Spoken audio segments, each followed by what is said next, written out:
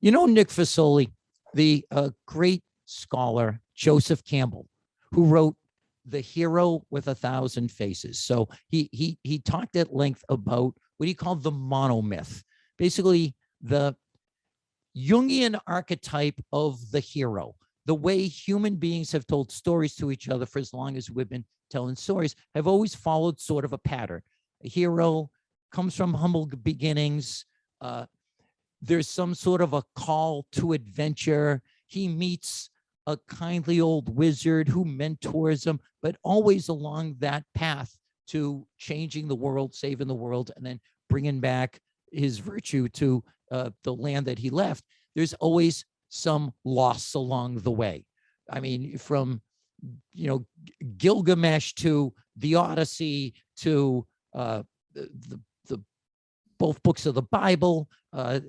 This is how it's always been told. That Joseph Campbell was a huge influence on George Lucas. So that loss can be anything from, Luke Skywalker's aunt and uncle being killed by stormtroopers, or Peter Parker losing his gentle Uncle Ben to a criminal that he could have stopped, Superman's planet blowing up. It's a universal theme. Well, I think we saw on Sunday the next great hero in New England sports had his loss, his tragedy. And of course, I'm talking about the monomyth that's going to be Mac Jones. Played out of his mind for a kid playing his first game, a kid who just turned 23 years old. And some real dumbassery, some uncharacteristically bad situational football by the Patriots cost them a win. But other than that, I mean, it's hard not to look at this guy and say he doesn't belong behind the wheel of this team. Am I saying anything crazy that I should not be saying? No, I totally agree. I mean, Mac Jones came out on Sunday, and it just reminded me of old Patriots games in the mid 2000s, early 2010s, everything like that. It just it flowed, and it wasn't even like it was a new break. It wasn't even like the new era that we're all calling it. It was just like old Patriots football, and Yeah. it worked. Yep. Two tight ends, receivers who are actually getting open and, Yep. and making catches. So I was at the tailgate scene with this week's guest, one of my best friends, a Barstool legend, a guy who really helped put our paper back in the day and then our site on the map, Uncle Buck. And it was everything that I hoped for during the darkest times of the dark times. I think we all picked sort of a thing that we said, someday this will come back. Like, maybe it was getting takeout at a restaurant that didn't offer it for a while, or was sitting down at a restaurant, or a bar opening up, or whatever, even if it was outdoor dining. Well, one of the things that kept me going was the idea that at some point I'm going to be in a parking lot filled with massholes slurring their barely comprehensible speech, and the air will be filled with the smell of charcoal and porta potties and cannabis, and the air will be like thick with flying cornhole bean bags. And it happened. And I went and I was just overjoyed to be back in that scene. Saw a ton of Barstool fans, a lot of readers. I mean, state troopers on Route 1 saying, "Hey, Barstool, hey, Jerry," go whatever. And it just shows so we were all back. And we're going to get into it with Buck about what the atmosphere was like inside the stadium, because I had to go home to write about the game so I can earn a living. But it was that scene of just that the reason that we all do this, that we care about this ridiculous franchise and their impossible success and how bad last year was. And so it's all behind us now. Like we start, there's no more cheerleaders in masks leading cheers to an empty stadium. I mean, if Pat Patriot isn't wearing a mask anymore, it's not just like, play into silence or piped in noise. And frankly, it's not going to be what it was last year, like a quarterback bouncing balls on third down, team taking the knee at the end of halves. Your best receiver is Jacoby Myers, and there's no number 2 best receiver.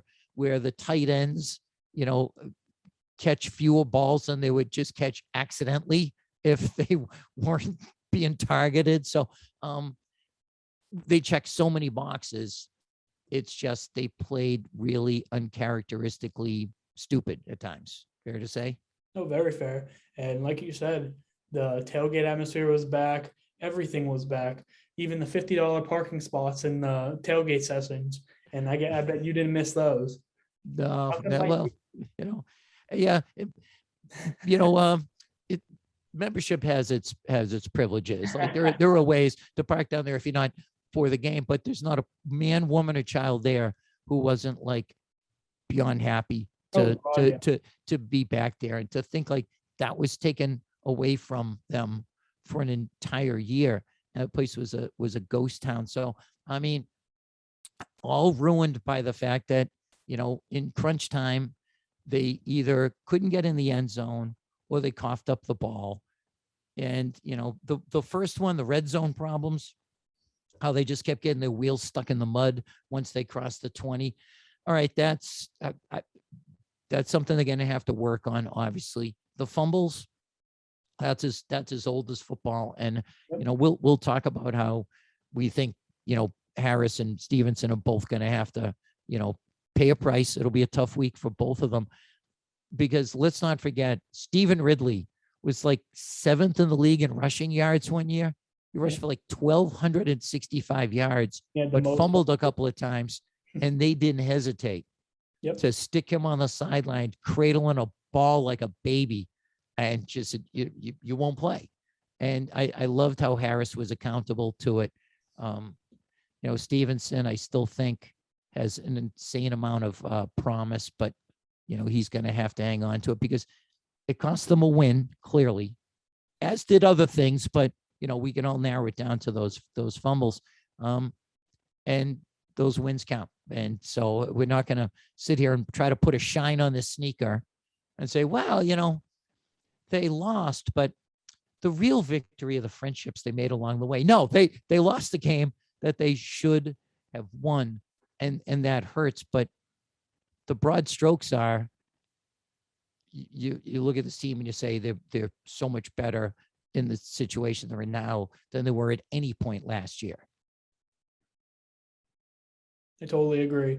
And I'm just excited as you, and I cannot wait to hear how all the stories from Route 1 came out on Sunday. So are you ready to do your job, Jerry? Yeah, absolutely. So we're gonna talk about that. We'll get into a little bit about Barstool history and how Uncle Buck helped put us on the map. And but it was we went down a little bit of a memory rabbit hole there, but I wouldn't change a word of it. So until then, okay, here introducing my pal, Barstool legend, Uncle Buck. Let's do this thing.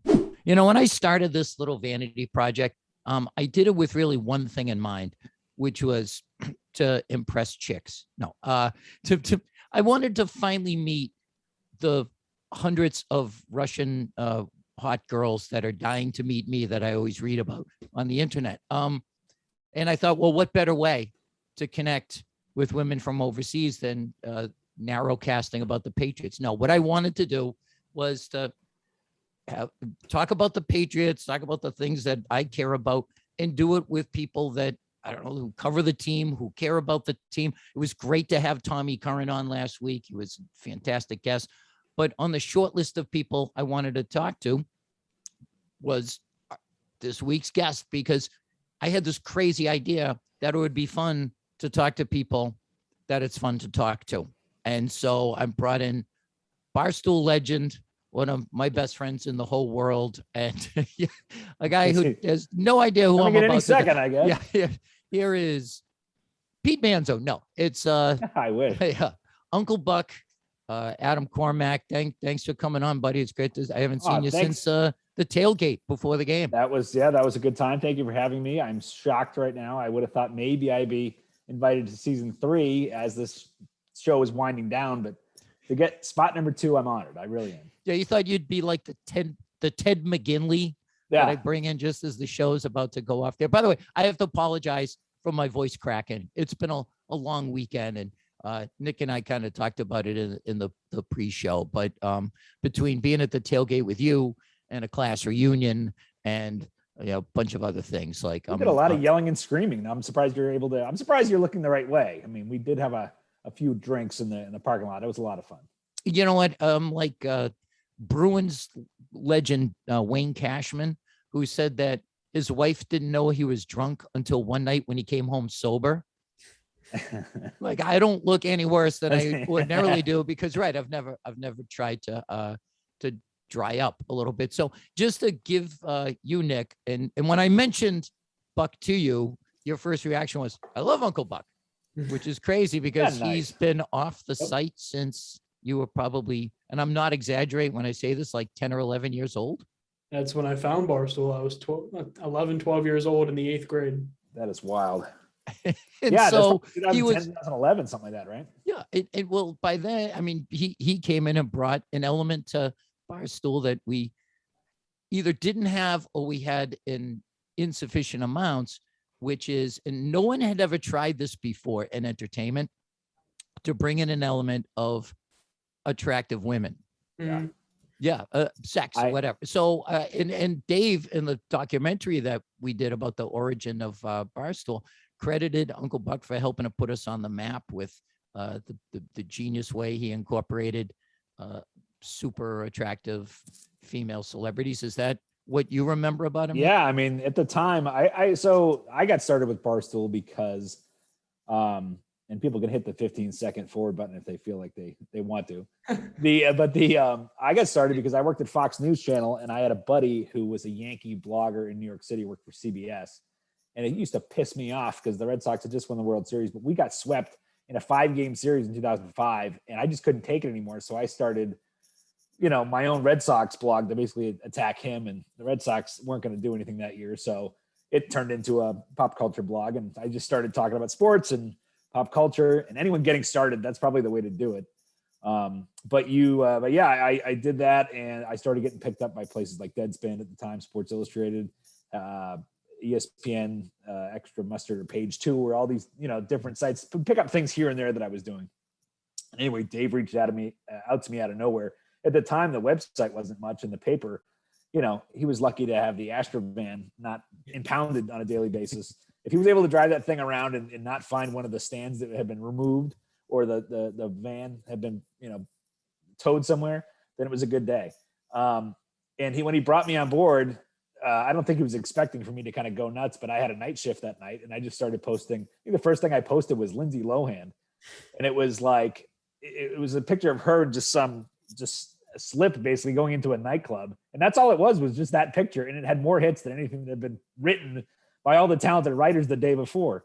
So I think we kind of tapped in on something early, and I started doing wake ups, because I figured every guy, is probably at home and not real thrilled about their daily life and who they're actually waking up with. So what if they woke up with whatever celebrity? And then we started waking up with Uncle Buck.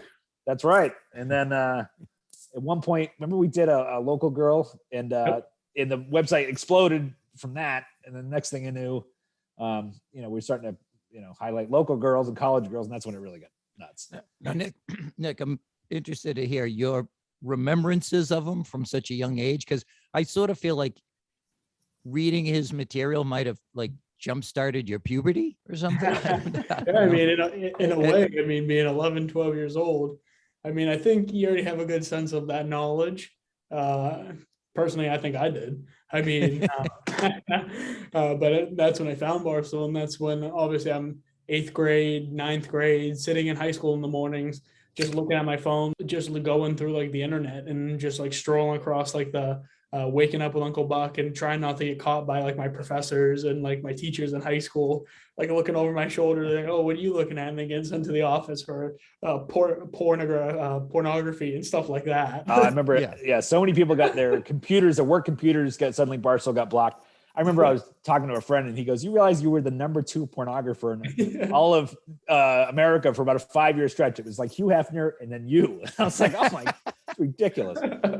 So you to Nick's generation was, for mine, the equivalent of finding a Playboy in the woods. Yeah, right. Which was like treasure.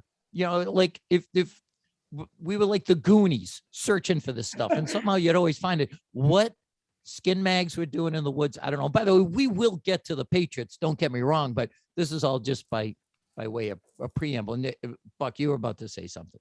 No, I remember that I think it was the which party was it where there was a snowstorm and I had to work, but I was able to find the girl from Heroes. Oh, okay. I will. Can I tell you the story from my point of view? So it was the March Madness party, which was great, Nick, because it was set aside from all the other Barstool parties in that it started at like 11:30 a.m.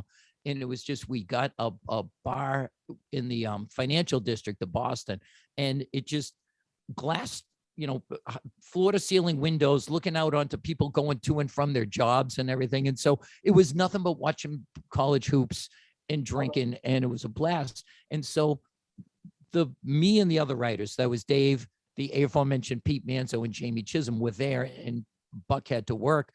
And so he was like on the site still feeding content while we were just hanging out. And I will never forget. So this was the one season where Heroes on NBC was a big deal. And Hayden Panettiere had like just turned 18. And so she was kind of like the it girl of the moment. And Buck posted pictures of her licking the Stanley Cup. Like if ever there was a thing that just brought together that whole Venn diagram of what we do. Here's sports, here's pop culture, here's an attractive girl, and right in the middle of it was this. Right. And Manzo turned to me and he said, Buck has his own internet. It exists only for him. Well, what was great was we had such talented people back then between Dave and Manzo and Chisholm and Katie writing her columns. But what was so great was the fans would just eat them alive. You guys suck. This thing's terrible. Blah, blah, blah. And then I would get, Manzo, you suck. Jerry, you're terrible. Buck, what do you think of putting Hayden Panettiere on a full wake up next week? So everyone kind of liked me because they wanted to get their requests fed. Yeah. Shocking that serving them up hot celebrities on a silver platter worked for you. So sometimes I would fill in for him, doing like a wake up with, and it was exhausting because he'd do like 122 pictures of somebody because it was the Wild West. Like nobody was really defending their rights to their photos. Where now, like, we get sued if you don't use a photo that we paid for. And it would just take me hours, and the files would get corrupted, and it just drove me bad house. But I had this thing going where I would, if I saw a celebrity, an actress or whatever that I liked, I would immediately Google Uncle Buck wake up in her name to see if you had done it yet. And so I remember one time I came home from a comedy gig, and it probably like 1 a.m. I didn't feel like going to bed. So I was watching Hostel 2. Yes, Eli Roth horror movie. And there was some just absolute smoke rocket in the movie, and looked her up on IMDb, Googled her. You had done her 2 years prior. You could not be stumped. It was like trying to stump Baba Booey on. I was just trying to be professional, music, whatever. Just trying to be a team player. It was a good thing. I mean, look at it now. It's one of the biggest Barstool platforms we have. It has a couple million followers. The Smoke Show of the Day. Uncle Buck was the predecessor to that. You a know what? lot of people owe their fame to you. It's nice to have contributed to so many young men relieving frustration. Yeah. So in the years since, we've stayed friends. Obviously, we've done a ton of things together. We've hung out. We've gone to ball games. We've golfed. We've been to each other's houses. There was that time we were in the Human Centipede together. Remember Awkward. that? That was Yeah. Oh yeah, but that was one of our wacky adventures. Still can't get that taste out of my mouth. Yeah, you know what? In the future, I'll be the one in the back. I think I owe it to you at this point. I'd appreciate that. Thank you. Horrible reference. So that's the way I felt towards the end of the game yesterday, was being at the back of the Human Centipede. Yes. Oh, A+ segue. There we go. That's the segue we need. need. So yeah, full disclosure, as I mentioned at the outset, hung out with you at the tailgate. I don't live that far from the stadium, and you were going in with tickets because you go to pretty much every event there is. What's funny was Red Sox game, or you're at a card show, or you're at Bill Russell's Hall of Fame induction. I just think there's like 10 of you. Like you've cloned yourself and you just are always going to things. And so it should be no surprise that the first time they've had a game since January of 2020 that you were there. So we hung out and then I went home and watched the game because I did it like it's my job. Yeah, it's nuts. I mean, I hadn't been there. I took my girlfriend and we hadn't gone to a game since the Patriots' last game where they were able to have fans, which was Tom Brady's last game. It was a playoff loss. But yeah, I had been at the Bill Russell thing at the Hall of Fame the night before, which is bizarre. Just a little side thing about the Basketball Hall of Fame ceremony. So first of all, you get there, it's in like some tiny little, minor league hockey arena that's next to the MGM casino, which is the only reason I'm sure they were able to get Jordan to attend. And so it's just so strange because they had Tony Kukoc inducted by Michael Jordan. They had KG inducting Paul Pierce.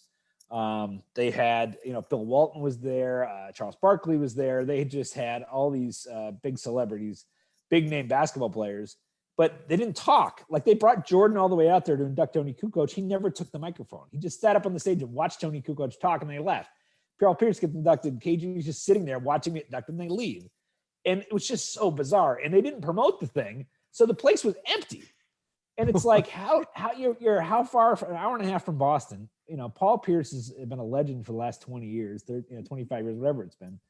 And you can't get more than, I probably counted 15 people in Patriots jerseys or Red Sox, or Celtics jerseys rather. It was wild. It was very bizarre. It was very surreal. I felt like it was in a dream, but then the next day, then to go to the Patriots.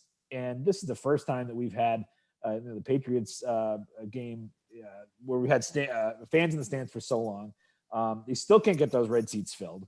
But it was funny to see some of the, everyone's really excited and happy to be there. And the fans will go bananas and the tailgating's great. And there's all this optimism that we got this young new quarterback.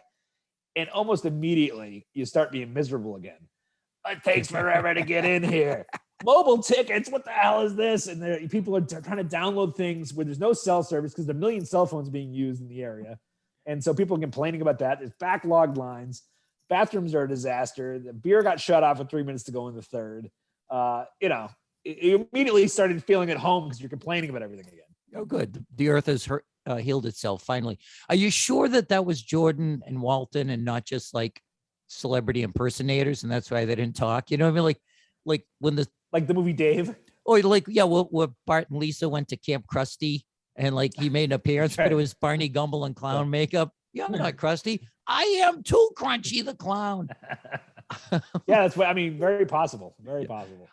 So yeah, the first question you anticipated, what was the environment like inside the stadium? I mean, people must have been amped up beyond belief to start off with anyway. They were really fired up, and everyone was very nicely lubed from being in the parking lot for 3-4 hours. And so you get in there. And I will say this, that the Patriots Gillette Stadium probably has more tattoos and less teeth than any of our major four sports. So you do get a lot. It's just a different crowd at times. And most of these are your season ticket holders. They've been there forever. They're going to die with these tickets.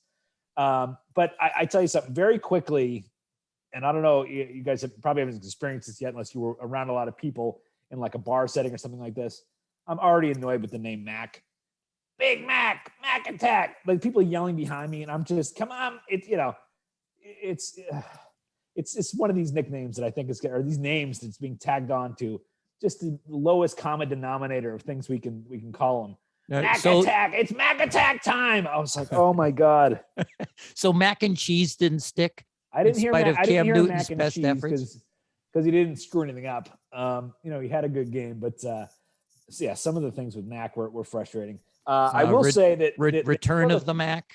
Yeah, was Mac and Me a part of that? I didn't hear Mac and Me. Maybe the greatest movie of all time. Mac to the Future. One of the worst ones though, or worst things about it is they're now cashless, which isn't that illegal? I thought U.S. currency had to be traded in America. It's for all debts, public and private. Legal tender for all debts, public and private. Well, apparently it's not at Gillette. If you don't know, Nick, Gillette now, if you bring cash, you have to find a kiosk where you feed it into a machine and it spits out a card, like it's 100% cards, because we know that the cooties transmits onto dollar bills. I don't know, like, so look, everybody knows that We're every trying to bill you burn a ever dollar touch has been in a G string, right? It's been in a bra, it's been in someone's shoe at the beach or whatever.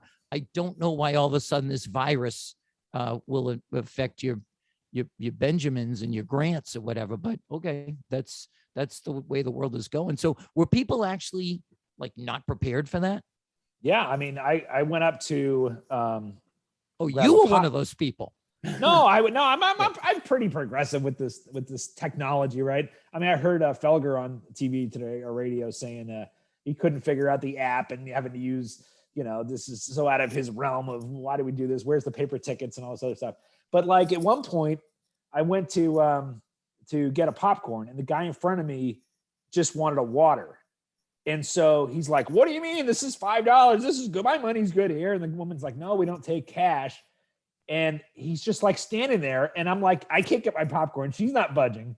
And so finally I go, "Give me the $5. I'll pay for your water on my card." And I just put the $5 in my pocket. But that's what, it was basically happening. People are, we're not happy with that. And I saw this at a Celtics game when they first started opening things back up. They have like Celtics have a thing like it's almost like an airport store where you walk in and you take something off like a weighted plate, and then you just walk out of the thing, and suddenly it charges your card. So it's actually, those are the new Amazon stores, and Amazon is putting those in. They're trying to get into all stadiums and stuff. And I saw that. I was at a Bruins game actually last. When did the Bruins play? Like last winter, like right when COVID was kind of like cooling down in January, February. Yeah. Right before the playoffs kicked in. But I went in and I was like trying to pay, and I was like, am I gonna get like detained by like Boston PD when I like walk out of here? Like I had no clue where to like do, and they were like, "No, you just take and leave," and then you feel really weird. It's like that feeling when you go into a store and they don't have what you need, but you feel like you don't want to just leave because you're like afraid somebody's gonna think you're stealing just because you're leaving without buying something. Like that's what you feel like, but you're actually holding, like you're literally stealing. I'm stealing right now, and I'm afraid to get tackled as soon as I leave the area. But so imagine that old codger who was mad about the bottle of water or whatever in 3 years, 5 years, when it's all cryptocurrency and like NFTs.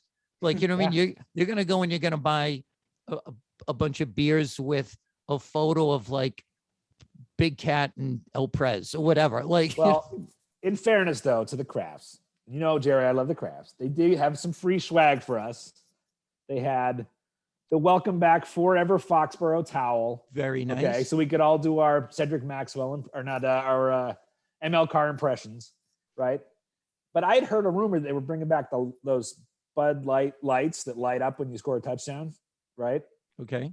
And so look what they gave us. Oh yeah, what the hell is this? This looks like a specimen cup. There was stacks of these things. I can't even fit half of a beer in this thing. Is it like also, where am I supposed to fill this up? The bubblers that don't exist? It's like a old Flintstones jelly glass. What is this? This is like you put the little rubber ball under and you start moving the things around. Maybe that's how they were getting rid of the people with the cash. They were using this to trick people. But look at this thing. You can't even give this to your kid to brush his teeth at night. Oh, okay, but you know what? It's not like they charged you for it, pal. You know what I mean? The good people at Anheuser-Busch gave you that because they care about you. Okay. I really wanted that giant cup again that didn't work. All right. I'm not going to be a one-upper, but oh boy, he probably has the working lamp. This was waiting for us in the press box. This box filled with Bud Light products. Ah, see, there you that's go. some more shit right there. But big Barstool sponsors, I right? I can show this, right?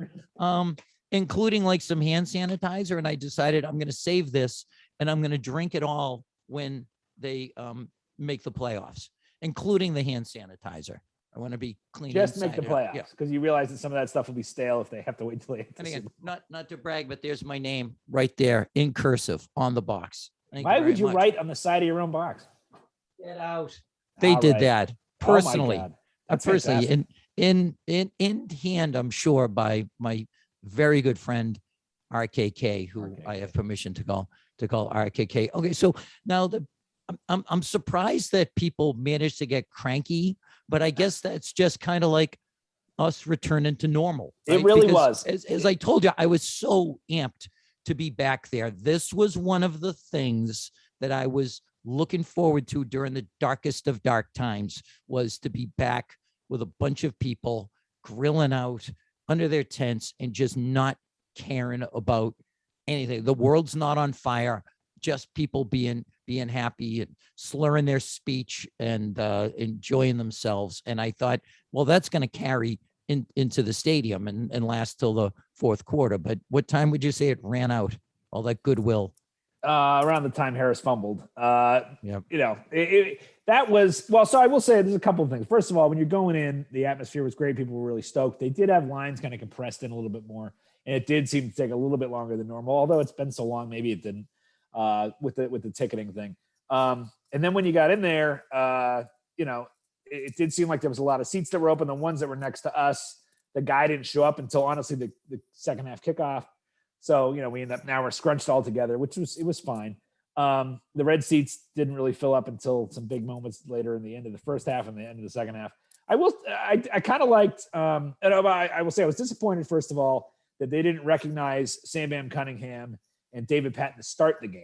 Yep. They did recognize them at the half, but I was hoping somebody maybe from their families with a jersey on would be out for the coin toss or something along those lines. I don't know the background scenario, so maybe they efforted it. It just didn't come to fruition. I don't know. But both those guys are such huge cogs in what was ultimately the 70s success of the Patriots and the early dynasty of the Patriots that it just felt like it was something I was really looking forward to, and it was a miss.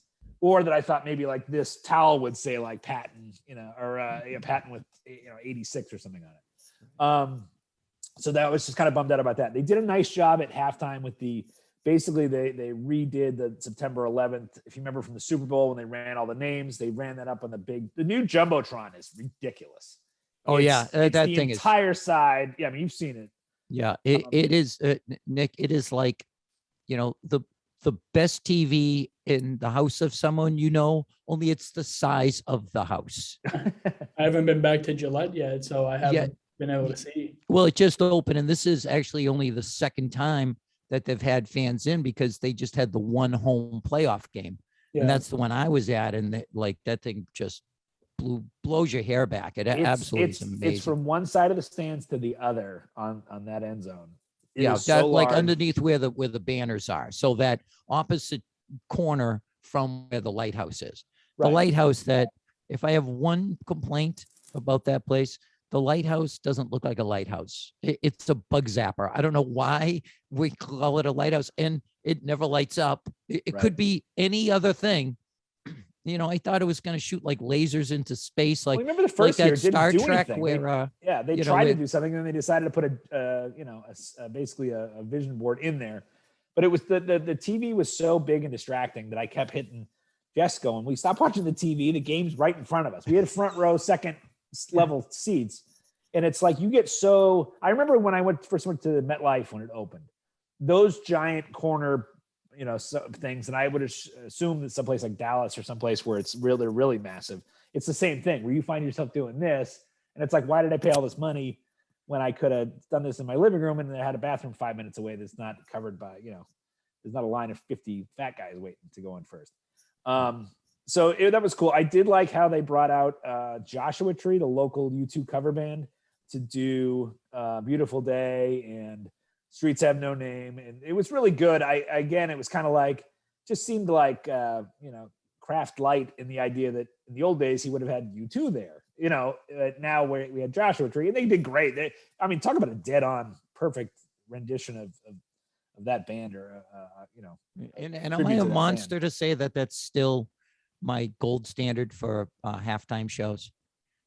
I mean, they've had some really good ones. I like Don't Janet get me wrong. Jackson. I'm really, what was it about the Janet Jackson one? I was very busy the next day on that one, I'll say that. You're a big fan of Justin Timberlake. Fun fact about that, and it's in Six Rings, which, by the way, I haven't acknowledged this yet, Nick. A ton of research done on both my books was courtesy of Uncle Buck, who like it's just a crazy fountain of knowledge. Like just one of those guys you love to hang out with because he's got terabytes of data and a high speed delivery system to like get them to you. Like just has a memory for everything that's stored in his database.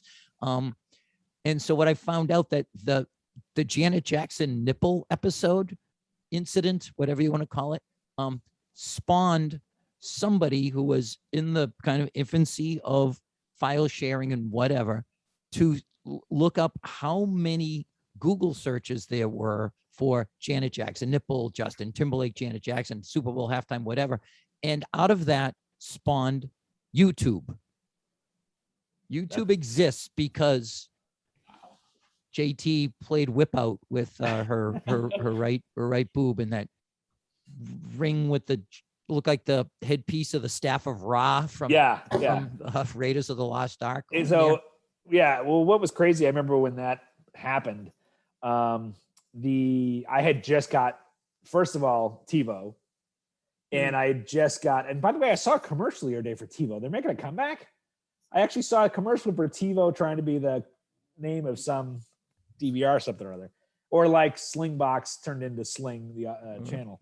You know, Laserdisc is not done yet either. Right. It's due. I'm telling you, I'm glad I kept my investment in that. But so TiVo, and then I also had my first widescreen TV, which is 52-inch, and I had to wheel it in. It was like one of these giant boxes on wheels. It was bigger than my living room. The 8-inch glass on the front of the like one that had the projector in the back, and it was a Philips, and it had like gray. It was like a cabinet.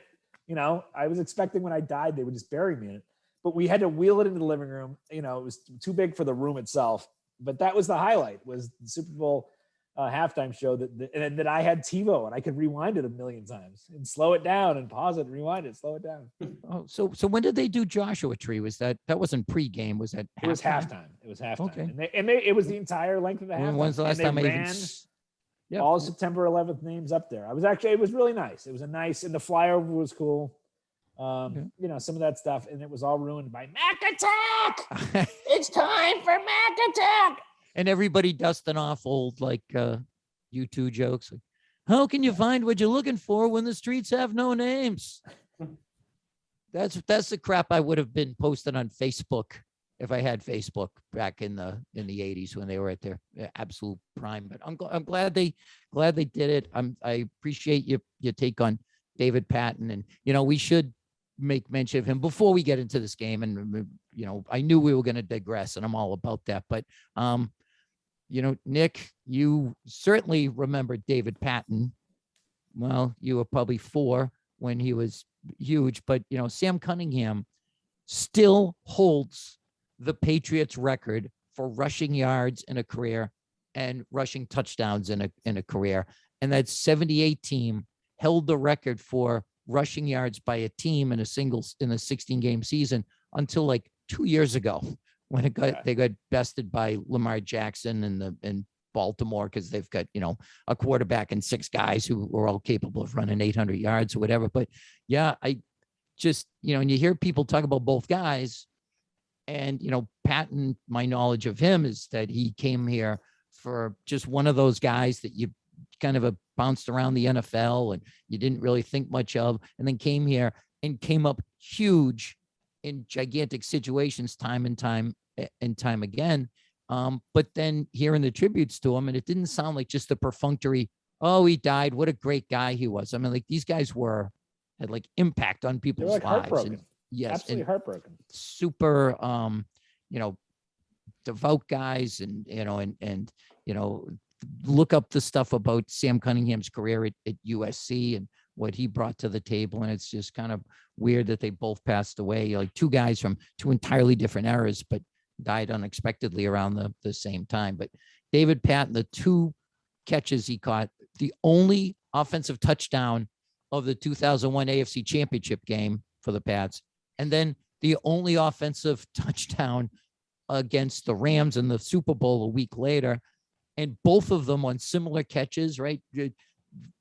High point the ball in the back corner of the end zone. It was basically the same play, except they added a Z route on the Super Bowl catch. But you think it's Drew Bledsoe's last touchdown as a Patriot. and it was Tom Brady's first playoff touchdown ever. Yeah, and I think by one guy, and he had a huge impact on that season with the game against the Colts. How about just the fact that had he not been knocked cold and his leg touching the football, and we don't beat Buffalo, we don't, the things don't line up the way they did with the electricity rule. Yeah, quick story for people who don't know, the Patriots down the stretch had to really win out to have any shot at a bye week in the playoffs. Otherwise, they were probably going to have to go to Oakland and play the Raiders. So they're in overtime in Buffalo, and Patton gets knocked cold.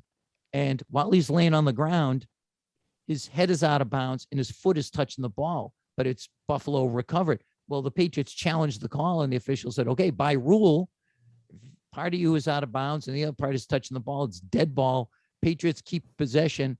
Like one play later, Antoine Smith rips off like a 32-yarder to put them inside the 5, and Vinatieri kicks a field goal. Without that, instead of having the game in the snow, they're going to Oakland. Yeah, it was wild. For whatever bizarre reason, I was actually at the game in Buffalo, and not only did Buffalo recover the fumble, they took it down into field goal range. All they had to do was basically, maybe take a knee or center the ball or try and advance it a little bit, but they could have kicked the field goal from there. It was, unbelievable. And things had to fall perfectly. Oakland lost 3 in a row for us to even make, to get that first round bye, and because Oakland dropped down in seeding, and otherwise they lost like their last 2 games. I think it was last 3 games. Last 3 games. And if it wasn't for John Hall, of course, the Jets doing us a favor, crushing a field goal to beat the Raiders. And it was a bomb, right? It was like 53 or 54 yards. Some insane, yeah. John Hall, who had always pulled his helmet down to about here, so you could see all of his face. Just drills a field goal that was like a monstrous moment for the Jets, turned out to be a better moment for us. They have to then stay and play in a wild card game like the week later. And we also ended up with the Carolina rematch from the canceled week 2 game because of 9/11, because we had the worst bye situation, in all of the NFL. That we had it at week 16 or 17, whatever it was then. Yeah.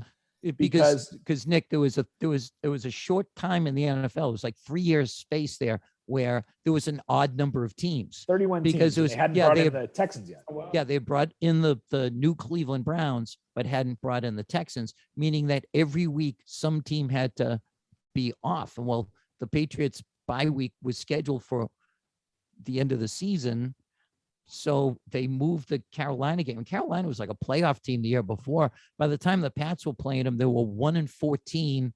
The coach was about to get fired. Everyone knew it. And they were the proverbial team that left the engines running on the bus so that they could all get to the airport that much faster. They had 34-year-old, was it Chris Winkie at quarterback? Like, oh my God. See what I mean about how much database you have, or there's a lot of space in there. I don't. Yeah. People are solving things at Moderna, and I'm sitting here talking about Chris Winkie. And so they basically had 2 weeks off, essentially, like a mail-in game followed by the bye week that they had earned because of Patton, and then they play Oakland in a blizzard on a Saturday night, which is insane. And so, and you mentioned the Colts game, and then we'll move on from David Patton and get into the players who are on the roster now. But that game against the Colts, he threw a bomb to like Troy Brown, like on a wide, double pass that was like, I think 60 yards or something. He caught one for 80 yards. It was the Edelman to Amendola before that was a thing. That was the first time we had seen it. Yep. And he caught one, and then he ran one in, and that hadn't happened since Walter Payton did it like 22 years earlier. And then just to completely teabag Indianapolis, he caught like a garbage time one a little while later. I mean, I don't know how many fantasy points that was, but I mean, it was just the first of many humiliations for the Colts at the hands of the Patriots, and not enough bad things can happen Not to at all. The those rivalry's Bill back Polian on. Colts. So your impressions, I mean, this is burying the lead, but I don't care. I apologize for nothing. My dojo, my rules. Your impressions of Mac Jones, because that's the number one topic of everybody. Yeah, I mean, look, he was really impressed yesterday, with his accuracy. 74% completion rate. He had a couple of really nice passes. The one, just the little touch pass on third down. He had the James White one. Yep. He really found Aguilar a bunch, which was really nice to see. Getting James White so involved, that seemed like, that didn't happen at all last year. And now he had, it was like having James White back. It was great. But I tell you something right now, that he's going to be great. And here's why. He had the greatest, most perfect movie makeable opening pass of his entire NFL career with that 13-yard loss incompletion. He looked like Pofke from Necessary Roughness. Blow the whistle. And he throws it at his receiver's feet for an incomplete that goes for a 13-yard loss. That's like, one of these Police Academy or Animal House or these bad football movies, Necessary Roughness or Longest Yard, where they start the movie the first time they get on the field and they're a complete disaster. And his first play, it was so bad. It was hysterical. We're the replacements. Okay, like here's the goofy opening sequence. Look at how wacky these guys are. What a bunch of stumble bumps. I hate to quote Will Ferrell from Anchorman, but when his dog shits in the fridge, I'm not even mad. I was just impressed he did it. Like I looked at that play, that looked like me. That looked like if I was out there. And it was like, the closest thing I could think was like, for a second there, the guy from Quantum Leap, Scott Bakula, jumped into Mac Jones's body, didn't know what to do, threw the ball at the thing, and then they Ziggy, let's get him out of here. And they got him out of there. And Mac Jones went back to being Mac Jones. Nick, just before you talk, I just have to let you know, and I hadn't told you earlier because I was afraid you would just hang up on him. Buck hates Anchorman. Oh. Like, I can't tell you how many times I've almost broken up with him over this. And I think it's a testament to just my maturity and, my willingness to forgive others that I tolerate someone hating that movie. Will Ferrell is fantastic, but they can't all be stupid. Christina Applegate has to be the sensible one. She has to be the one that grounds their idiocy, but it doesn't happen. She becomes stupid and the movie falls apart. Anchorman is a classic, but when you bring up Nelson Aguilar and you bring up Mac Jones together, to me, those two, they looked tremendous and they looked like they've been playing together for years. The connection they had on just game one, it seemed like that was his main target, and it was. I mean, it proved to be. That one pass, it was about, I want to say, 15-yard pass, strike over the middle between two players and defensive players, and Mac lasered it in there, and he right into Aguilar's hands. Yep, it was just like kind of a stop route right in front of like the deep safety. Yep. And you know what, I think not to get too deep into X's and O's, but the hell with it. I think your first read is always the safety. And okay, so what are they doing? Are they too deep? Is it one single high safety and then three guys low, or is it a safety and the other one's coming down and to rob or whatever? Your second read is the guy in the middle linebacker, or that, nickel back, whatever.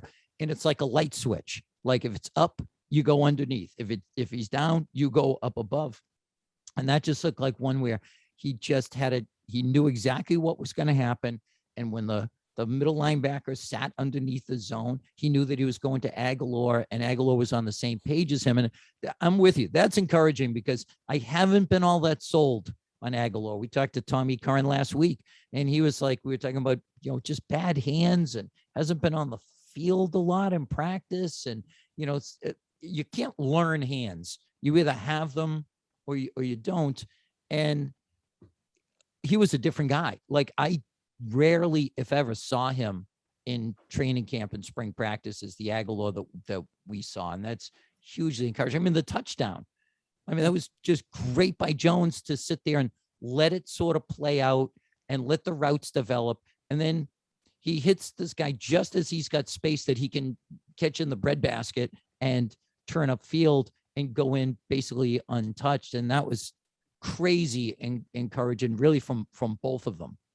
Yeah, and he really did a nice job, including Henry and Smith in a lot of that's why they brought him there, right? Those the free agent signings at tight end was to be kind of a safety blanket on some of these short intermediate passes. And, I think they all three of those guys really had good games. I mean, for a game where we only scored 16 points, they really kind of stood out and looked good. And it was a good feeling to know that, all right, there's going to be some communication. This is obviously game one, and they all seem to be on the same page.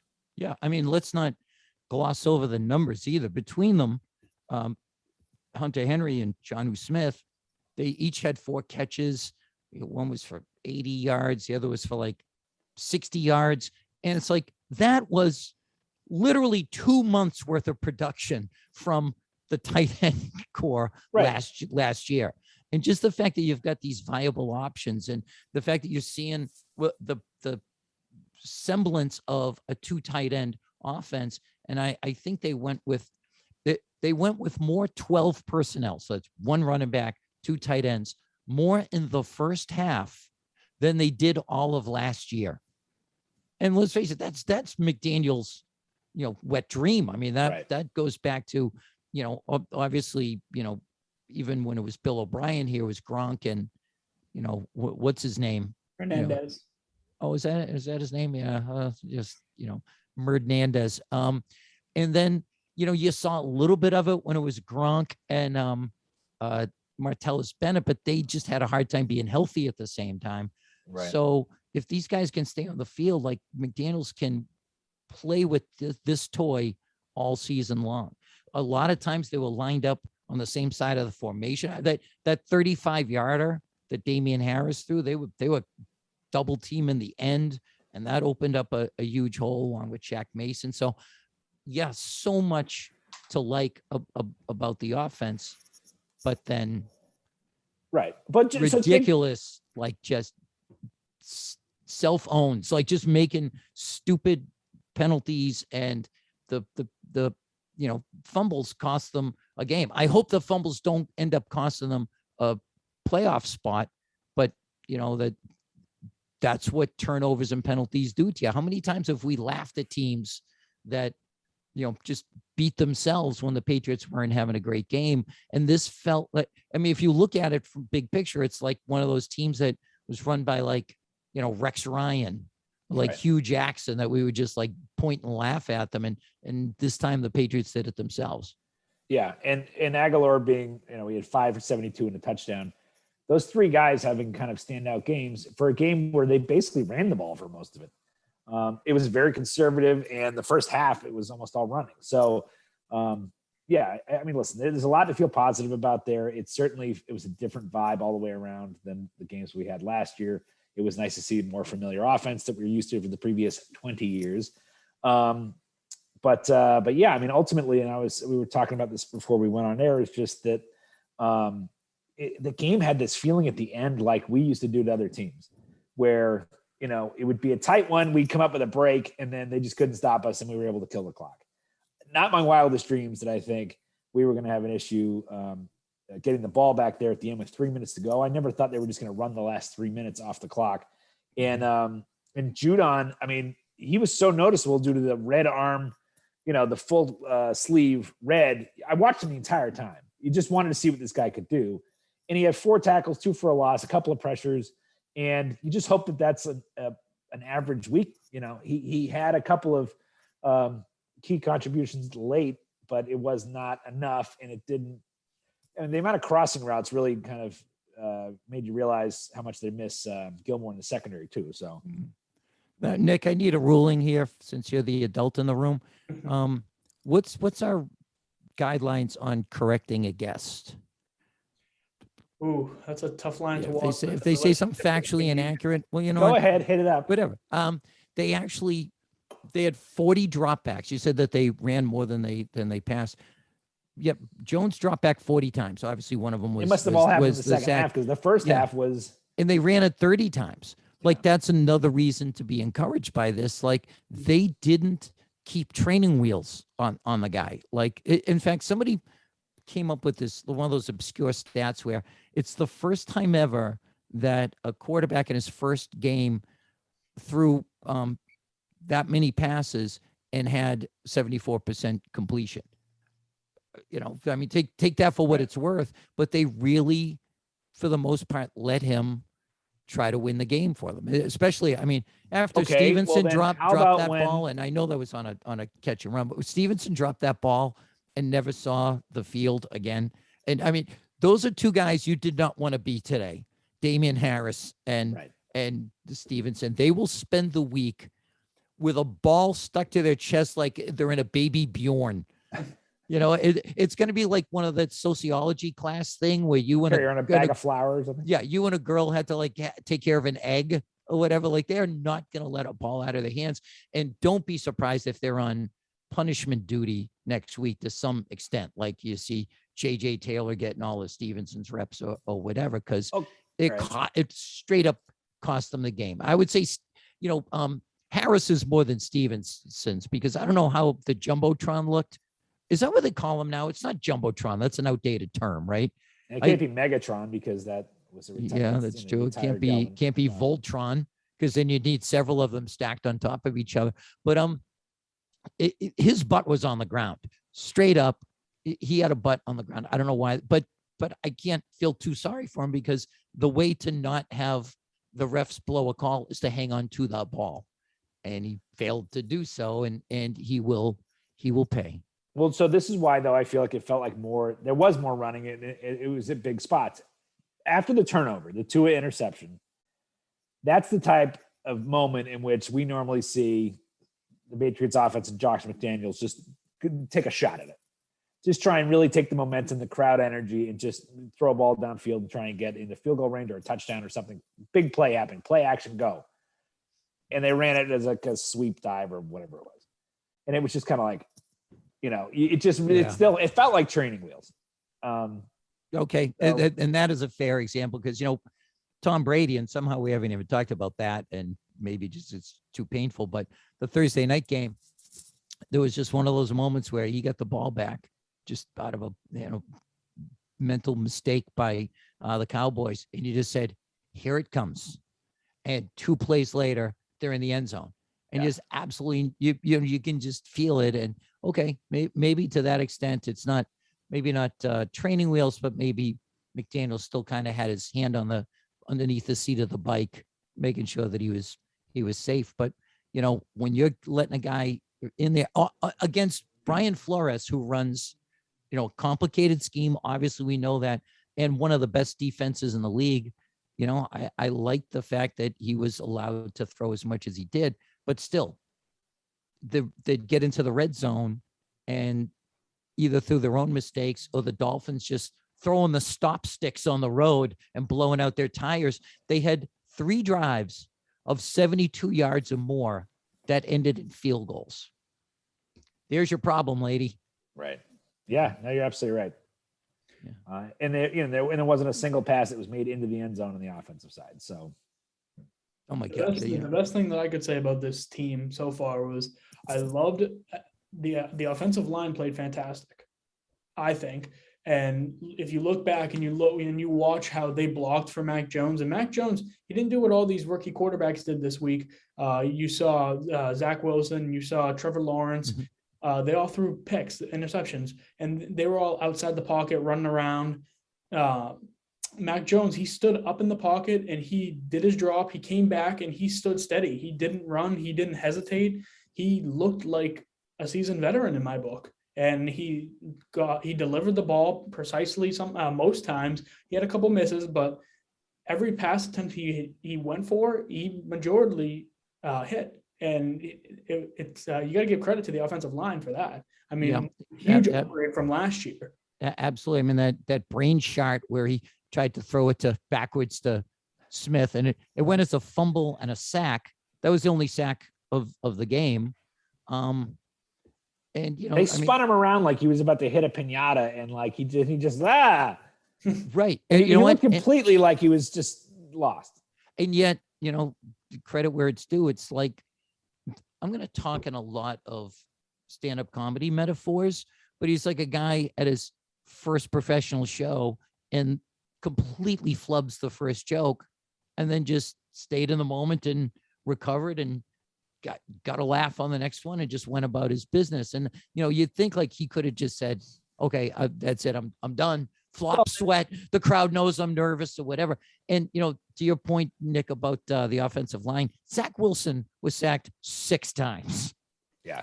Yeah. I don't know how many dropbacks he had, but 6 times is a preposterous amount of sacks. Like, they came at him like ninjas. And Jones, when he was under some pressure, there was that one that, to me, it was his best play, but it was negated by a hold on Justin Herron, where he left the pocket, pressure came, and he got around it, and in a full-on sprint towards the sideline, hit, it was Kendrick Bourne, like 33 yards upfield, which is exactly what we were told he couldn't do.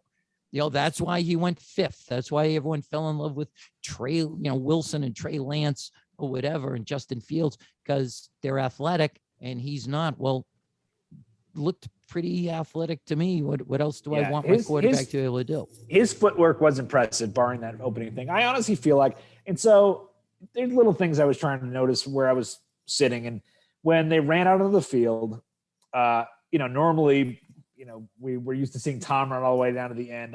We weren't at the stadium, so I never saw what Cam did if he ended up running, and who's he going to yell to, even if he ran, because it was an empty stadium. But Mac only ran to the 50, stopped, and kind of made his way back over to the sideline to get somebody to throw a ball with. And they did a close-up on him, and you could see him go. He was taking some big breaths. He was nervous. The guy was nervous, and rightfully so. So he comes out. He has that horrible thing. I saw him go back to the sideline, sit down, and talking to Josh. And honestly, I think that's the type of thing that he just thought, well, Jesus, I just fucked that up worse than I could have fucked anything up. What's the worst thing that could happen? I might as well just calm down, relax, and just try and make some plays here. His footwork was real good. The most of the underneath scheme and some of the safer passes were real good.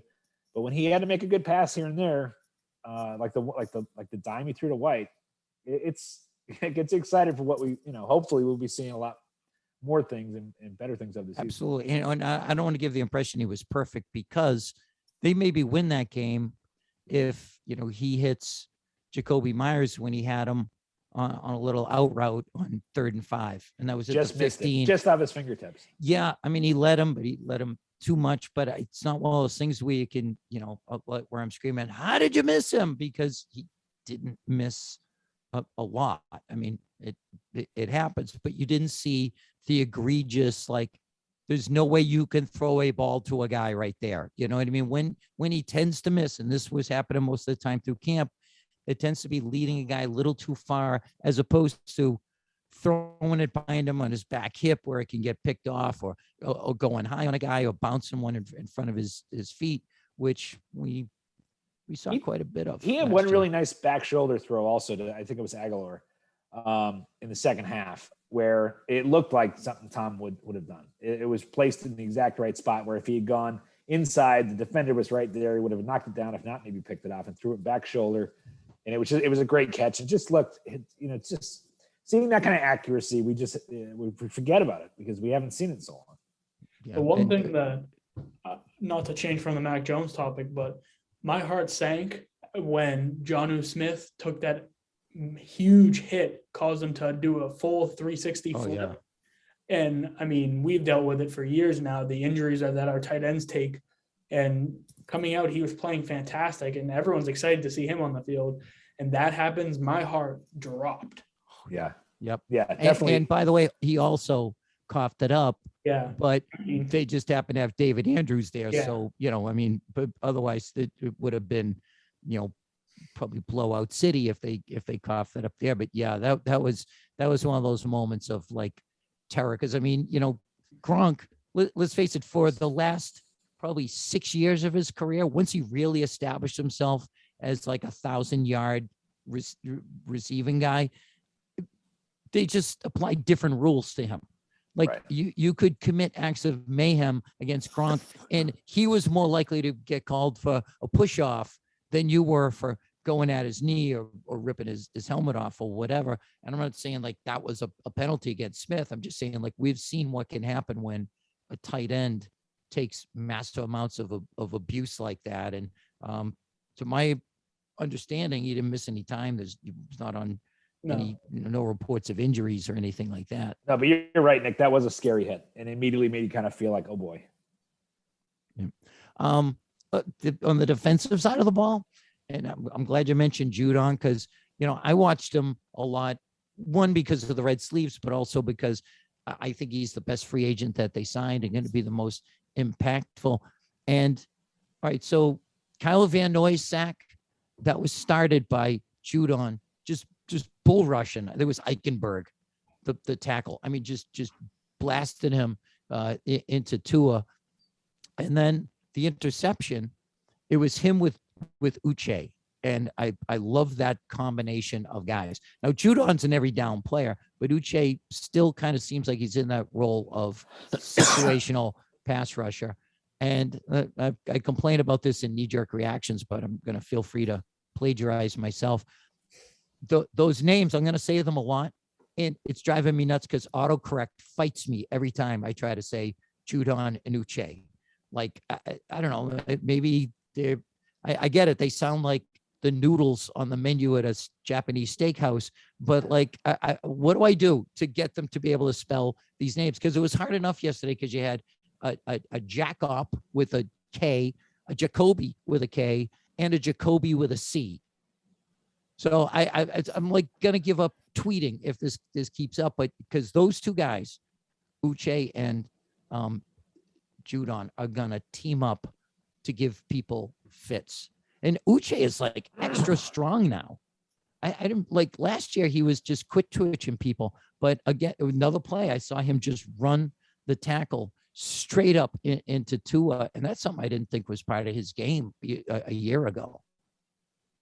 Well, if you want to fix those keyboard shortcuts so you can type much better, you just click ignore all. And ignoring all is what the Patriots defense to me in the first quarter looked like. Look at that wordplay by the producer. Yeah. And they really came back in the second half, and they looked like more of a team. It looked like they were more playing against each other, the defense in the beginning. And then they figured it out and they got into it. That's when Mills came alive. The one thing that I noticed was, though, Hightower, I love Donta. Love him. I grew up with him in the Dynasty era, but he looks like he actually took a year off of football. He looks slow. Yeah, he did. You didn't see him making much of an impact when you really kind of expected him to come back, blazing this year. It was weird that Juwan Bentley got a start and a ton of plays because, I mean, all right, last year he was pressed into full-time duty, and I always thought it was like more than he really should have been asked to do, but they had no choice. They had nobody else.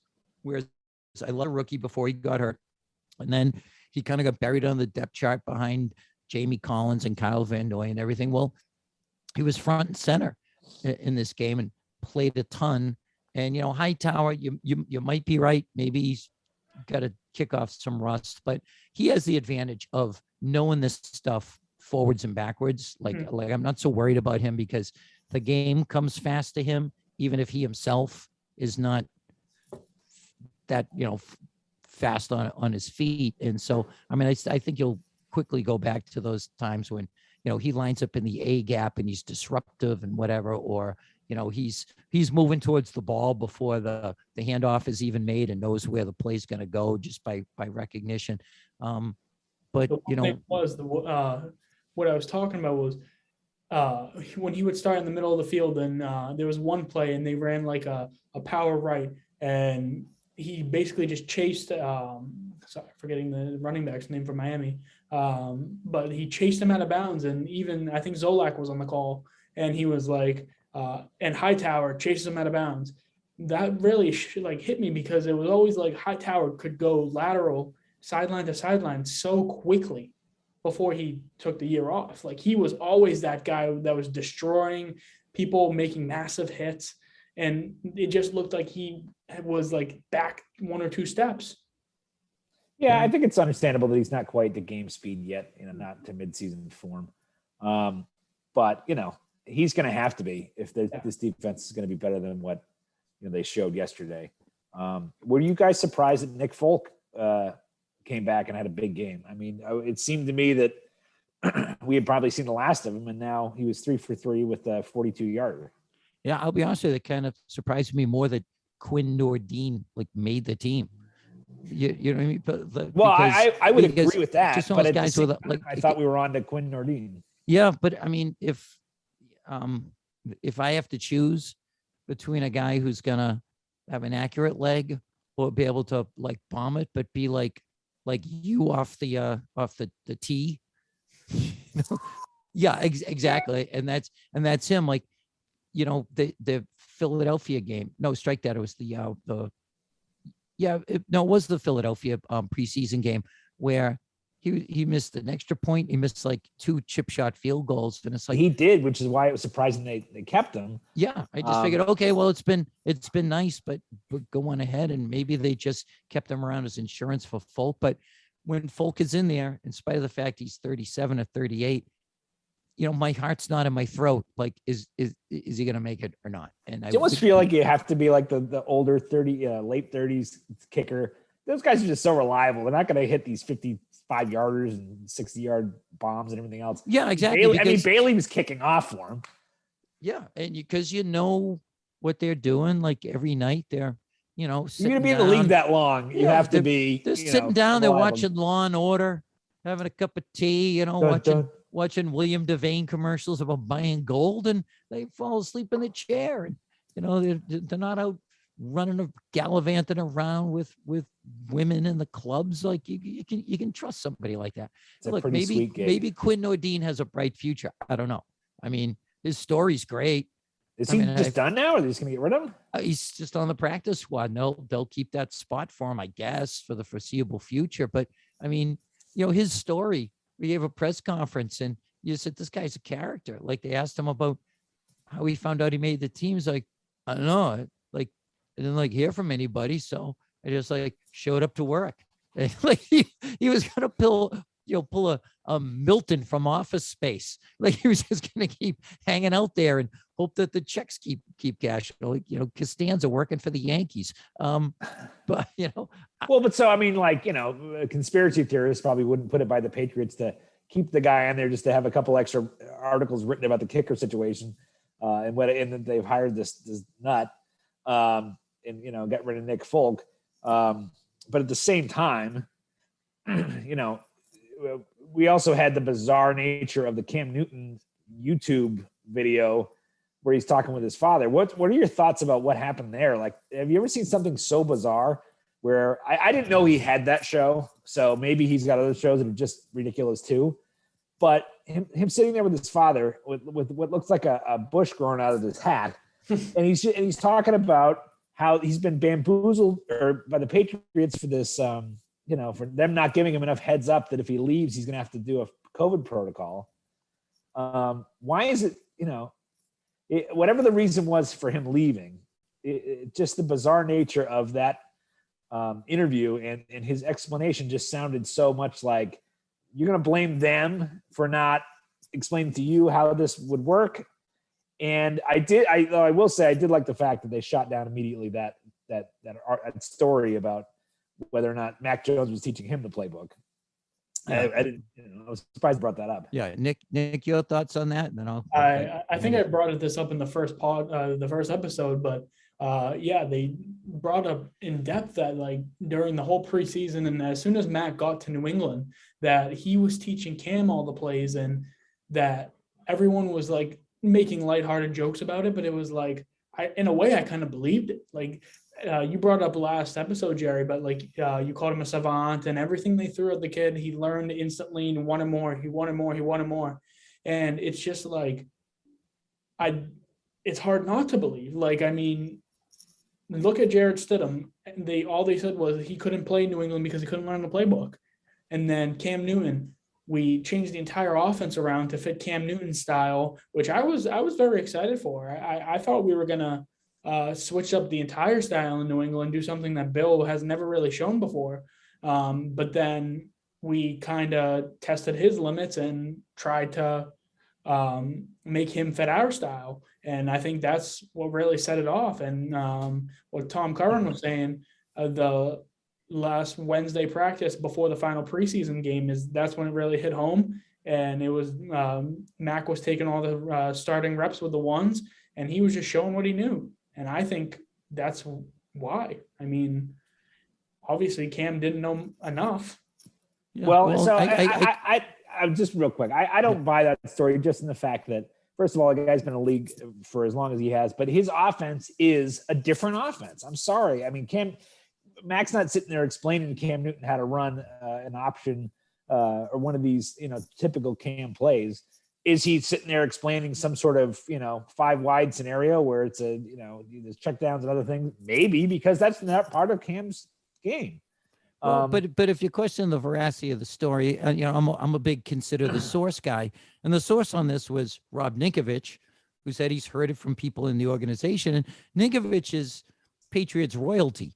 I mean, he's not Teddy Bruschi. Teddy Bruschi's like a Duke. He's kind of like a Earl, I guess, maybe like I don't know, like an Führer. I don't know. I don't know where he would rank in royalty, but it does it strain credulity to believe that Jones has a better understanding of these concepts based on the years that he spent in Alabama than Newton, who, and it was kind of an under quoted part of the video, but when Newton said to his dad, like, I've never in my life had to identify the mic, and I have to make out this call and checks and protection schemes and whatever, which is great. Like every system is different, and he hadn't had to do that before. So his learning curve was a lot steeper than Jones was. And also it passes the eyeball test. I mean, I would see Jones in practice, and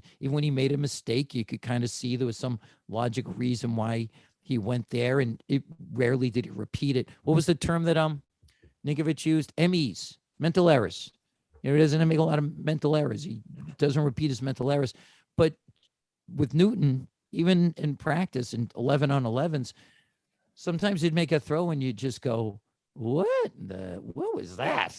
Well, and it's funny. Yeah, whiskey, Tango Foxtrot. Was he looking at? Because it would just fall when nobody was, but it wasn't a throwaway.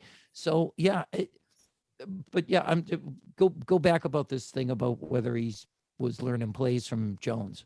Well, no, I mean, I guess my main thing that kind of surprised me was that obviously the bizarreness of the interview, but he also talked about how he would have been a distraction had he stayed around. And my thought is maybe only in the locker room, because today, is anyone going, well, I wish we had kept Cam Newton? No, everyone's going, wow, that's what we were kind of hoping Mac would be. He's a rookie quarterback, but I mean, God, he looked like somebody who was NFL ready, like he was NFL prepared for this moment in this stage, except for that first play. Yeah. But it also makes me wonder, did they think they had a shot at Fields? And did they think that Cam Newton's style was more like what Fields' style would be? And maybe it would be more of a mentorship there. They don't get him. They don't really have another option by the time they get, they pick Mac. So they hang on to him for as long as they can to see if maybe a little competition during, the preseason games would help. And ultimately they went with Mac. Yeah, I think last year they tried it. And there's this theory, and Nick Saban's been espousing this for years, not like saying this should happen, but he said, watch this. Someday defenses are getting smaller and smaller. And, you're seeing 195-pound defensive ends or whatever. The day's going to come where someone's just going to bring back the wishbone and just plow over people because no one's going to be big enough to stop them. In the run up to the Patriots last championship, they didn't face a linebacker bigger than 240 pounds. And they just ran Sony Michel over people, and nobody was equipped to stop them. So I think the Pats tried that last year, but it just didn't happen. Again, they were running the 1929 Akron Pros offense. And I thought, well, maybe some passing game will come out of that kind of organically. They'll be able to play action people, and Newton will roll the pocket, but that never developed. And yeah, there's a million reasons, and maybe had no one to throw to or whatever. But I think their preference is to go back to the guy that they ended up with. It doesn't matter what his 40 time is. It's got to do with how accurate his arm is and how much he can process information. There's a reason they keep bringing back Brian Hoyer, because Hoyer knows the playbook, as opposed to signing some guy and having to train him up. So, but big strokes about that video. Newton, to his credit, was calm. He was relaxed, no bitterness, high road all the way. His dad did the dad thing that we would do if we felt like our son was done dirty, which is say, come on, son, you were done dirty. And Cam like, no. It could have been a lot. Yeah, it could have been a lot worse. He did not go that way. Right. He just, but the thing about him feeling bamboozled, yeah, I'm with you on that. We need to know who to blame on that, but maybe it was just a poor choice of words, because he didn't really specify beyond that. Yeah, he didn't say they bamboozled me, but yeah, if you're gonna, if look, and there's not a chance that I'm gonna turn into an advocate pro or against vaccines, because you don't want to go there on YouTube. I have mine. Talk to your doctor. He'll probably tell you should get it, whatever. If you're gonna choose the path of being unvaccinated, that's your right, but you are gonna have to take all that goes with it. There will be inconveniences, and you will live your life in the on-deck circle of a 5-day suspension or having to get tested all the time. And if that's your way, and he says he dotted every I and crossed every T or whatever, well, clearly you didn't. Well, and obviously he must have talked to his agent. I'm sure he talked to the quarterback's coach. I'm sure he talked to the other players. Are you telling me nobody said to him, hey, you're aware that, if you take off, you're going to have to sit for a while? May not want to do that, because I don't know if you've seen any of the practices or the preseason game so far, but this kid looks like he's actually NFL ready. Yeah. Why put that on your plate? As I phrased it before, he chose the jab over the job. Okay, that's your right, but it's probably going to be a factor when it comes right down to it. But then, Newton, and yes, he is an oversized personality. It's one of his strengths for sure. He's an alpha. He always has been. So maybe he's not wrong when he says, yeah, if I'm on the bench, the word he uses, I have an aura. People don't want to play in front of Cam Newton or whatever. He talked about himself in the third person. I'm like, okay, odd thing to say. I don't know anybody in my personal life who talks about himself in the third person or talks about his aura. But then again, Soog's got an aura. I'll have to explain original that joke. Barstool fans know Soog's got an aura. Yeah, talks about himself in the third person Even too, Dave as well. But for sure, and he does. In fairness, he does. Yeah. But then again, I don't have any friends who were the starting quarterback at a major, D1 football powerhouse and were the number one pick in the draft and an MVP or whatever. So the underlying point is he wasn't wrong to say it would be tough to have someone play in front of me. He said Jones would be uncomfortable. I mean, I like to think that Jones I saw would be like, bring that on, because he appears to be as hyper competitive as Brady was, as Bledsoe was when Bledsoe wanted his job back or whatever. And that's what you want. The last thing on God's green earth you want is a quarterback who by default has to be a leader.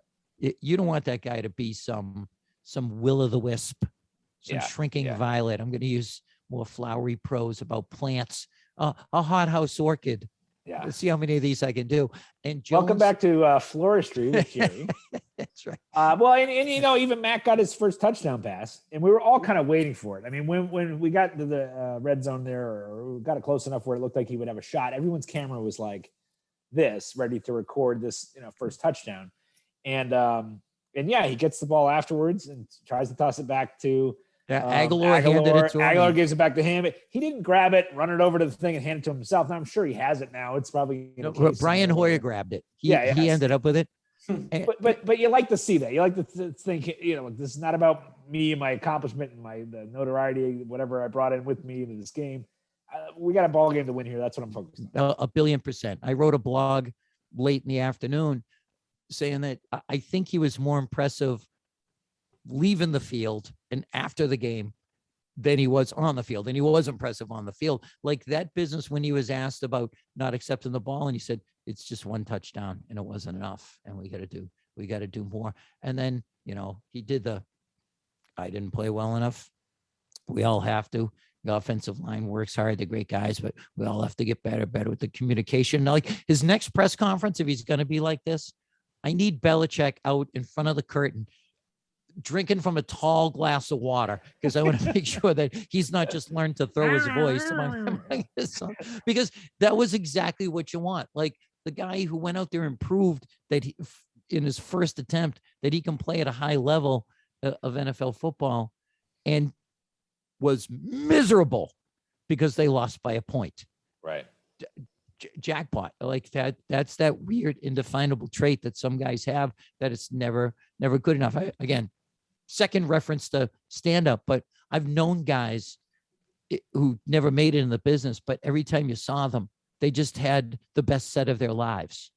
And it used to make me nuts. Like, wait, how come I never, like one guy said it to me one time, and we had such a terrible show. The host said, I'm going to bring you up and you're going to get up there and eat your own dong, just like the rest of us are. I'm like, oh, okay. And I did, and it was terrible. And I sweated through it. And this kid came off the stage. He got a negative number of laughs, meaning in the future, everybody in that audience will hear something hilarious and not laugh because he stole that from them like beforehand. And he came off, he goes, well, at least I got them going. And I realized, oh my gosh, that's right. I get it now. Yeah. It's just this weird kind of, talent dysmorphia where you don't understand that you're not that good. And we've seen quarterbacks like that. I always thought Rex Ryan was that guy. Well, the best coaches in the league. We don't win anything, but I'm the best coach in the league. And you always want to go with a guy who does well, but says, nah, it's not good enough. I left some plays out there, and it appears for all the world based on one game that that's the way that Mac Jones is hardwired. Mac attack. Return of the Mac. Mac attack. It's time for Mac attack.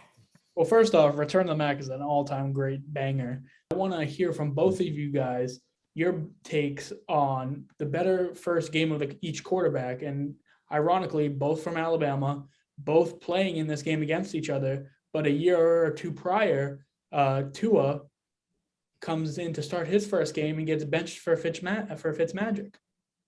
He never saw anything wrong with Mac getting taken out of the game or anything. So I want to hear your guys' takes. Yeah, no, absolutely. In fact, with a year under his belt, Tua still was not as good yesterday as Jones was. And sounds dumb because he gets the W and Jones doesn't, but he took sacks, their string of incompletions. He threw a bad pick. He threw one that was almost picked. I don't want to say should have, but Devin McCourty dove for one. It was off his hands, but it was like a last second reaction thing. So, if there was the draft tomorrow, based on what I know about these two guys, and I'm sitting on the number one pick and they're both available, there's no part of me that says I'd rather have Tua. I think he might be okay in this league, but I think Jones is a future star, and I think Tua is a guy that will be pulled again at some point. Yeah, I don't remember much of Tua's first game. If him being pulled automatically would mean he loses that debate. I think he's still got plenty of time to make himself a very good quarterback in this league. The kid's very, very talented.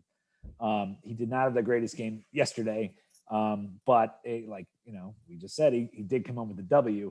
The comparison that I'm more interested in, and most people are, is Tom and Mac in their first games. Both were handed their first career loss as a starter against Miami. Ironically, Jerry's always said time's a flat circle. But if you look at the scenario, and people may be surprised by this, if they want to go back and look, you're probably going to see a better Mac, at least for the first half of the season than you saw from Tom in the first half of the season. Tom was, you talk about training wheels. They were so reliant on Antoine Smith in that defense then, and they had a fantastic defense, and Antoine Smith had a career year that year. But they were also not, people weren't expecting much. Belichick hadn't proven himself to do really anything as a head coach at that point. Tom's first game was highlighted by that first game as a starter, I should say, was highlighted by that Brian Cox hit over the middle, and basically some great defense and Ty-Law interceptions, and Tom didn't even throw a touchdown, but Tom also didn't throw an interception, and neither did Mac. Right. So and then in that mix, he had like a terrible game against Miami, right? I so think he they- lost. So then he lost the following week to Miami, and that was Tom's first career loss. And then obviously Mac's first career loss also comes to Miami. But Brady didn't throw an interception until I think it was week 4 or 5 against Denver, where he threw 4 of them. So you got to Right. remember, you're going to have a game where Mac's just going to look like garbage. He's going to look like that first play multiple times in the game. straight up. But you know, But it's Brady, a great feeling to see what we saw. Absolutely. And then Brady had this like crazy good game against the Chargers, I think. Yep. And With I've said to both you guys before, to me, the test was 8 weeks into his career, and he had really that one superlative game against the Chargers. Otherwise, he was, the definition of like a caretaker, don't do any harm quarterback. And then when Bledsoe was healthy and Belichick went with them, and it was one of my favorite clips of his ever, when someone said, "Have you pulled the players?" And he goes, oh yeah, we pulled the players, pulling everybody, pulling the milkman, the fifth graders. Everyone, and, but he stuck with Brady, and I said, let's see how he does now. It was against New Orleans, 258 yards, 4 touchdowns, no picks. I said, I'm not looking back. I don't care if I never see Bledsoe taking a snap ever again. I don't want to go back and forth on this. And that was really, and then that San Diego game, we were really the only 2 of Brady's first 9 NFL starts where he looked as poised and in control and capable of carrying an offense as Jones did on Sunday. Yeah. And I will say, I mean, Tom, he didn't throw his first touchdown pass at all until he hit Terry Glenn, of all people, against San Diego. But it was, there was a game against the Jets where they were down 17-0 at half, and they came back and won in New York. It was capped by a interception by the defense, but Tom really kind of kept it together, had a crappy first half, and really led them back to win that game. And then obviously the game, where he finally got the starting role after the St. Louis loss and came back and absolutely demolished the Saints. And you could just tell that he had the confidence of the coach and everybody at that point. And they didn't lose again. So, like I said, the first half of the season, if you want to compare notes and you want to think about Tom versus Mac, you're going to probably see a better Mac than you saw in the first handful of starts for Tom. But, Tom's legacy grew and grew, honestly, about halfway through that first season, and it's still going up. Okay, here's our Turner Classic Movie spinning headline. Uncle Buck says that Mac Jones is better than Tom Brady. Everyone's on board with Jones. Mac attack. Subheadline: Who is Uncle Buck? Is that the guy, the old Barstool bastard? He's still alive. Oh man. All right, real quick from both of you, because at some point I suppose we should wrap up, because I think we've been on the air for about 3 hours or maybe 6 minutes. I don't know. This is the problem. Wait, we're recording? Yeah, this is the problem when I pull this thread, like hair. it just doesn't end. I have lost time like an alien abductee. Like, I don't know if I've been here for days. Like, was I experimented on? All I know is somebody probed me, and that's all.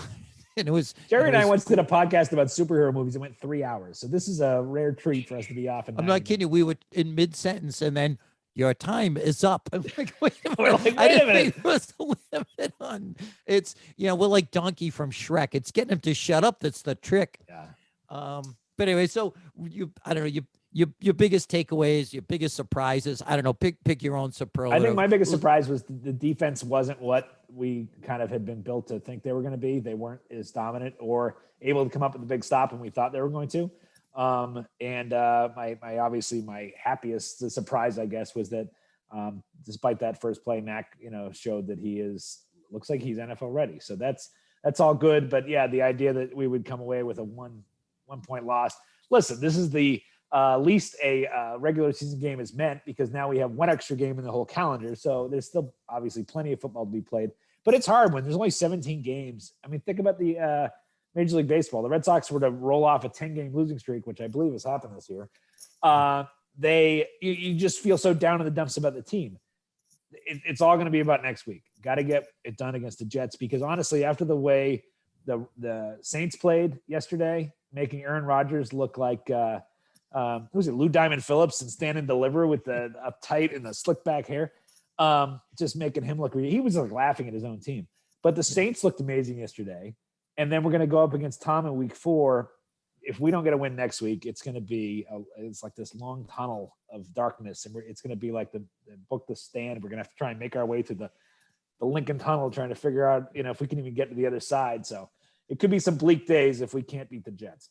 I couldn't agree more. I think the defense was very underwhelming. I was more excited to see that defense come out. But again, Mac, I think he was the star of the show for this game. But also, I think the wide receiver core and tight end class, I think they really set precedents to this Patriots team, because we've been kind of missing that over the last 3 years. After Gronk retiring, Gronk leaving, we have literally only Julian Edelman, then Julian Edelman leaving and retiring. We really had no one. We had Bird, we had N'Keal Harry, we had all rookies basically. Okay, Mike. I guess, we just pick our own superlatives. We'll roll your own. That's it. Let's just roll our own. Mine will be, my biggest surprise was the way the defense was out schemed. Like, because the 2 times the Dolphins came out of the locker room and touched the ball with touchdown drives. And then at the end of the half, they put on a field goal drive. And then the end of the game, like you mentioned it, Buck, like 3.5 minutes, the Patriots couldn't get them off the field, in spite of the fact they burned through all 3 of their timeouts. So it's weird that they just kind of bookended each half with failure, but in between, they were great. And what killed them was every time that they would, they would show different coverages, and JC Jackson said this. We played off man, and then we played press, and we're just trying to give Tua different looks that he wasn't used to. And he just would check to a slant, and they had no answer for it. Right. And there's too much talent in that secondary to not be able to figure out how to prevent a slant. And yes, Devontae Parker, really good player, obviously. Jalen Waddle, highly valued prospect, and clearly looked like he belongs in the league.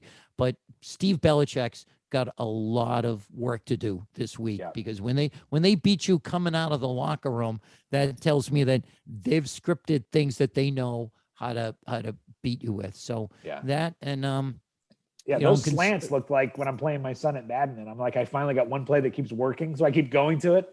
Like, they just, every time they needed kind of a big play, they hit this, the wide receiver slant. But and unlike you, Brian Flores isn't gonna stop doing what he does. He's not gonna humiliate someone just because he knows them and loves them. So did you ever take a dive on Madden, or you just keep beating your kid?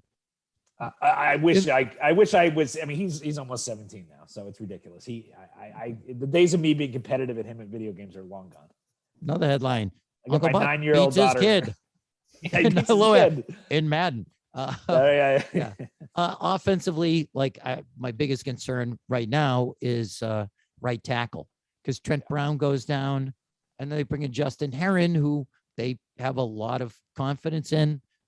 Clearly, he's like their first guy off the bench swing tackle, and they ended up pulling him from the game after some bad beats, and ended up bringing in that guy that they just traded for, whose name escapes me. So, I mean, watch that, because you lose Trent Brown, and all of a sudden, now you got a domino effect on the line. But the offense looks like a pro offense. It resembles what they did before. There's clearly crazy amounts of talent on the defensive side. We mentioned Judon and Uche, and Kyle Duggar is an every down defensive back now. And, I think he just excelled last year. So a lot of takeaways, and I don't believe in any way, shape, or form in moral victories. Not since Rocky stayed on his feet to the bell and Rocky won, but even still, he'd be a loser if he hadn't won in Rocky 2. I prefer immoral victories, like actual victories. So I'm not going to sugarcoat this and say, well, they still played really well, they just didn't get the breaks. No, they got stuff to clean up. But the biggest takeaway is they have what they need to exceed. And if they didn't have some real brain sharts, then they'd be all alone in first place in the AFC East. But they did, And I don't think that's going to happen going forward. Fair to say? Fair to say. And I did get the snazzy pea cup. So There you go. So not you bad. can, Not bad. yeah, you can use that at the fertility clinic or whatever, however your next drug test with your probation Jerry officer. Thornton Memorial, although well, you're not dead, so a lot of your offspring were. Yeah, damn close to it. Anyway, thanks very much, Adam, Uncle Buck, Cormac. Thanks, Nick. Thanks to everybody for Thanks. listening. We're gonna build this show by having a blast every week, and I'd say so far we're 2 for 2. Welcome back forever, New England, and we'll talk to you next week with Forever. yeah, who knows? So, Slancha.